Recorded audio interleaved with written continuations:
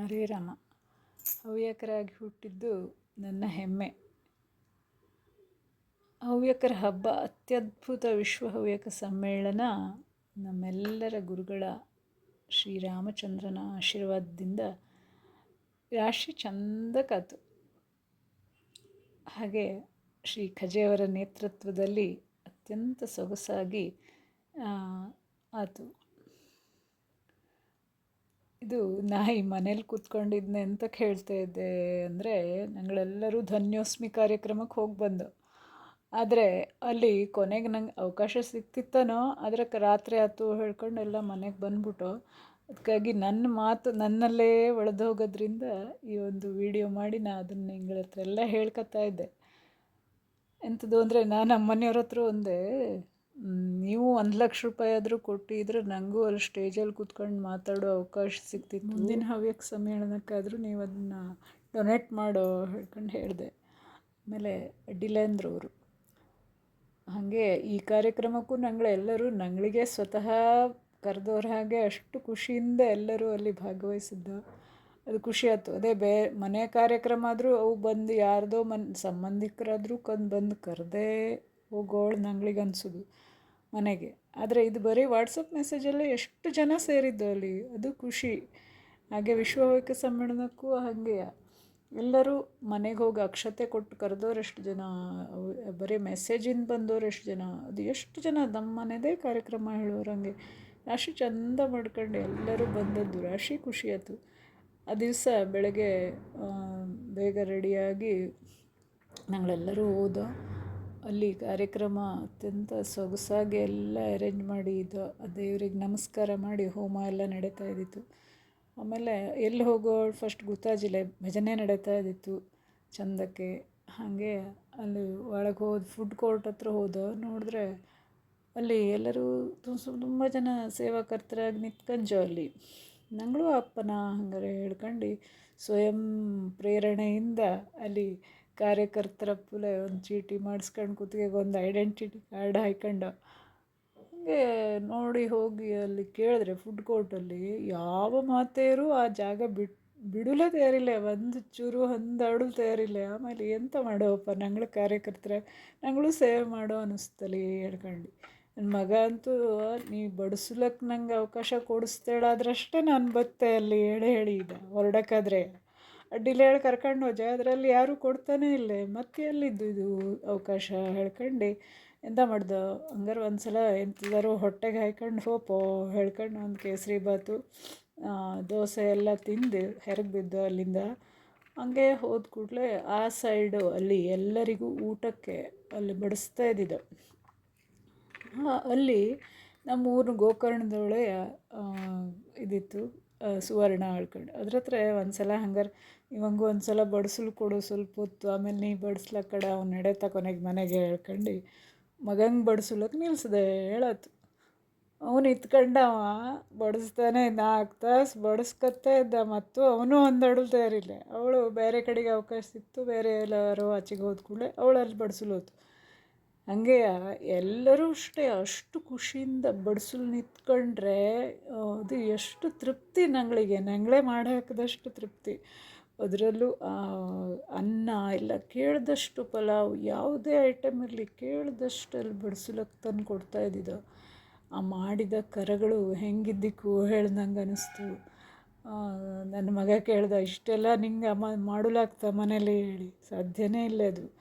ಅಂದರೆ ಅಲ್ಲಿ ನಂಗೆ ಅನ್ನಿಸ್ತು ಶ್ರೀರಾಮಚಂದ್ರ ಲಕ್ಷ್ಮಣ ಮತ್ತು ಸೀತೆನೇ ಬಂದು ಅಡುಗೆ ಮಾಡಿದ್ವನೋ, ನಂಗಳೆಲ್ಲ ಹನುಮಂತನ ರೂಪದಲ್ಲಿ ಅಲ್ಲಿ ಸೇವೆ ಮಾಡಿದ್ವನೋ ಹೇಳನ್ನಿಸ್ತು. ಹಾಗೆ 3 ದಿವಸನೂ ನಂಗಳೆಲ್ಲರೂ ಬಡಿಸಿ ಮಾಡಿದ್ದು ಅದು ರಾಶಿ ಖುಷಿ ಇದ್ದು ನಂಗಳಿಗೆ. ಹಾಗೆ ನಮ್ಮ ಮನೆ ಅಣ್ಣನೂ ಯಲ್ಲಾಪುರದಿಂದ ಬಂಜ ಬಡಿಸಲೇಳೆ ಬಂಜ, ಅವ ಕಾರ್ಯಕರ್ತನಾಗೇ ಬಂದ್ಕೊಂಡು ಅಲ್ಲಿ ಬಡಿಸ್ಲಕ್ಕೆ ನಿಂತ್ಕೊಂಡಿದ್ದ ಅವ ಬ್ರಾಹ್ಮಣರಿಗೆ. ಹಾಗೆ ಮತ್ತೆಂತಾಯ್ತು ಅಂದರೆ ಒಂದು ದಿವಸ ನಾನು ಆನ್ಲೈನ್ ಕ್ಲಾಸಿನ 2 ಜನ ಗಂಡ ಹೆಂಡತಿ ಬಂದಿದ್ದು, ಮತ್ತೊಬ್ಬಳು 3 ಜನ ಬಂದಿದ್ದು ಒಟ್ಟು. ಅವಕ್ಕೆ 1:15 ಹಿಂಗಾಗಿತ್ತನ ಅಯ್ಯಂಗಾರೀಸ್ ಅವು. ಅವ್ರ ಹತ್ರ ಅಂದೆ ನಾನು, ಹೋಗ್ತಾ ಹೇಳ್ಕೊತಂದು ಅಷ್ಟೊತ್ತಿಗೆ.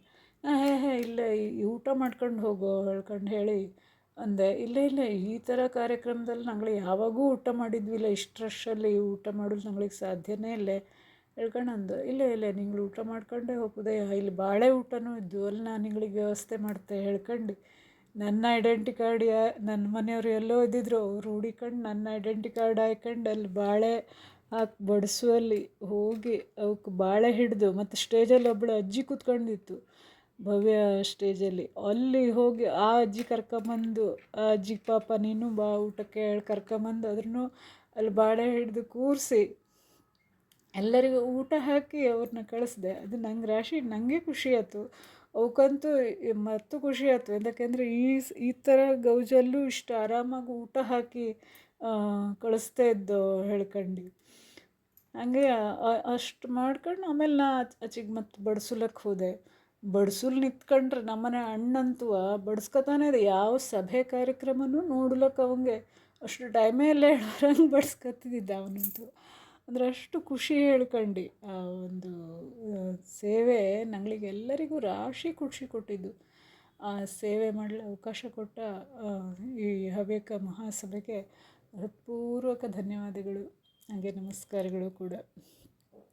ಮತ್ತೆ ಮತ್ತೆ ಈ ಥರ ಕಾರ್ಯಕ್ರಮ ಆಗ್ತಾಯಿರೋ, ನಮ್ಮ ಹವ್ಯಕರೆಲ್ಲ ಸೇರೋ, ಹಾಗೆ ಭಜನೆ ಎಲ್ಲ ನಂಗಳು ಭಜನೆ ಎಲ್ಲ ಗ್ರೂಪಲ್ಲಿ ಮಾಡಿದ್ದು, ಅದು ರಾಶಿ ಚೆಂದಾಗಾಯ್ತು. ಮತ್ತು ಪ್ರತಿಯೊಂದೂ ಸಹ ಯಾವುದೇ ಡೌಟ್ ಇಲ್ಲದೆ ಅಲ್ಲಿ ಎಲ್ಲ ಕಾರ್ಯಕ್ರಮವೂ ನಡೆದು, ಅದು ನಮ್ಮ ಶ್ರೀರಾಮಚಂದ್ರ ಹಾಗೂ ಹನುಮಂತನ ಆಶೀರ್ವಾದನೇ ಅಂತ ಅನ್ನಿಸ್ತು ನನಗೆ. ಅಷ್ಟೊಂದು ಅತ್ಯದ್ಭುತವಾಗಿ ನಡಲಿಕ್ಕೆ ಶ್ರೀ ಗುರುಗಳ ಆಶೀರ್ವಾದವೂ ಸಹ ಅದರಲ್ಲಿ ಇದ್ದು, ಹಾಗಾಗಿ ಇಂಥ ಕಾರ್ಯಕ್ರಮ ಮತ್ತೆ ಮತ್ತೆ ಆಗ್ತಾ ನಮ್ಮ ಧರ್ಮ ಸಂಸ್ಕೃತಿ ಸಂಸ್ಕಾರವನ್ನು ಉಳಿಸುವ ಎಲ್ಲ ಕೆಲಸನೂ ನಡೀತಾ ಇರೋ ಹೇಳಿ ನಾ ಕೇಳ್ಕೊತೆ. ಹರೇ ರಾಮ. ಹೇಳಲು ಮರ್ತೆ, ಆಚೀಚೆಗೆ ಮನೆ ಕಾರ್ಯಕ್ರಮದಲ್ಲಿ ನಂಗಳು ಹೆಂಗೆ ಮನೆಯಲ್ಲಿ ಮೊಸರೆಲ್ಲ ಹಿಡ್ಕೊಂಡು ಹೋಗ್ತು, ಹಾಗೆ ನಾನು ಅಲ್ಲಿ ಒಂದು ದೊಡ್ಡ ಉಗ್ಗದಲ್ಲಿ ಪ್ಲ್ಯಾನ್ ಮಾಡ್ಕೊಂಡು ಹಾಲು ನೆರವಾಯ್ಕೊಂಡು ಮೊಸರು ಹಿಡ್ಕೊಂಡು ಹೋಗಿದ್ದೆ. ಚೆಂದಾಗಿ 4 ಜನರ ಬಾಯಿಗೆ ಹೋಗ್ತಲ್ಲಿ ಹೇಳ್ಕೊಂಡು. ಅದಕ್ಕಾಗಿ ಹಾಗೆ ನಂಗಳು ಅಂದರೆ ಕಾರ್ಯಕ್ರಮ ನಮ್ಮದೋಳು ಅಂದ್ಕೊಂಡಾಗ ಅದರ ಸೊಗಸೇ ಬೇರೆ. ಹಾಗಾಗಿ ಎಲ್ಲರೂ ಇಂಥ ಕಾರ್ಯಕ್ರಮಕ್ಕೆ ನಮ್ಮ ತನು ಮನ ಧನ ಸಹಾಯ ಮಾಡಿದ್ರೆ ಕಾರ್ಯಕ್ರಮ ಅಷ್ಟು ಚೆಂದಾಗಿ ನಡೀತು. ಎಷ್ಟು ಕಾರ್ಯ ಇದ್ದು ಆ ಒಂದು ಕಾರ್ಯಕ್ರಮದಲ್ಲಿ. ಮತ್ತು ನಂಗಳು ಎಷ್ಟೆಲ್ಲ ಜನರು ಭೇಟಿಯಾದವು, ಎಷ್ಟೆಷ್ಟೋ ವರ್ಷಗಳಿಂದ ಭೇಟಿಯಾಗದವ್ರು ಇಲ್ಲೋಗಿದ್ದವ್ರನ್ನೆಲ್ಲ ಅಲ್ಲಿ ಭೇಟಿಯ ಜನ ಅಂತೂ. ಹಾಗಾಗಿ ಅಷ್ಟು ಚೆಂದ ಆಯ್ತು ಕಾರ್ಯಕ್ರಮ. ಎಲ್ಲರಿಗೂ ಮತ್ತೊಂದು ಸಲ ಹೃತ್ಪೂರ್ವಕ ಧನ್ಯವಾದಗಳು. ಧನ್ಯೋಸ್ಮಿ. ಆಮೇಲೆ ಆ ಮೊಮೆಂಟು ಯಾರಿಗೆ ಸಿಕ್ಕಿದ್ದಿಲ್ಲ, ಅವು ಒಂದಕ್ಕಿಂತ ಹೆಚ್ಚು ಯಾರಿಗೆ ಸಿಕ್ಕಿದ್ದೋ ಅವು ಅದನ್ನು ಬೇರೆಯವರಿಗೆ ಹಂಚ್ಕೊಳ್ಳಿ ಹೇಳ್ಕೊಂಡು ಹೇಳಿದೆ. ಹಂಚ್ಕೊಂಡು ಖುಷಿ ಪಡಿ ಮತ್ತು ಹೇಳ್ಕೊಂಡು. ಅದಂತೂ ರಾಶಿ ಖುಷಿ ಕೊಟ್ಟಿದ್ದು ಎಲ್ಲರಿಗೂ. ಅದು ಒಂದು ನಮ್ಮ ಮನೇಲಿದ್ದರೆ ಅದು ಸವಿ ನೆನಪು ಕೂಡ. ಹಾಗಾಗಿ ಎಲ್ಲ ನೀವು ಆಯೋಜಿಸಿದ ಎಲ್ಲದೂ ರಾಶಿ ಚಂದಾಜು, ಸೂಪರಾಜು.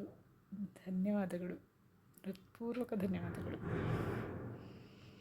ನಂಗಳ ಭಜನೆಯ ಒಂದು ತಂಡಕ್ಕೂ ಕೂಡ ಇಲ್ಲಿ ನಾನು ನಮ್ಮ ಮನೆಗೆ ಬಂದು ಎಲ್ಲರೂ ಅಭ್ಯಾಸ ಮಾಡಿದ್ದಕ್ಕೆ ಅವಕ್ಕೂ ಸಹ ನಾನು ಎಲ್ಲ ಮಾತೆಯರಿಗೂ ಹೃತ್ಪೂರ್ವಕ ಧನ್ಯವಾದಗಳನ್ನು ಹೇಳ್ತೆ. ಧನ್ಯೋಸ್ಮಿ. ಹರೇ ರಾಮ.